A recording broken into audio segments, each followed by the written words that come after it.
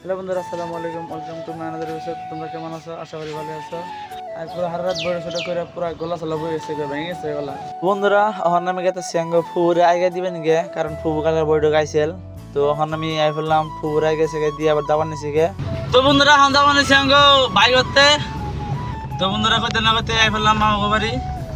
তো চলো যাই, ক্যামেরা আগে দেখাও।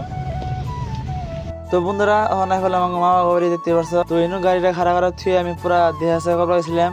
তা বাইকের লগি সব ঘুরে হিগে, আমি বললাম ন ঘুরে হিগে। তো বন্ধুরা, এখন আমরা আইছি ঘুরবার নিগে।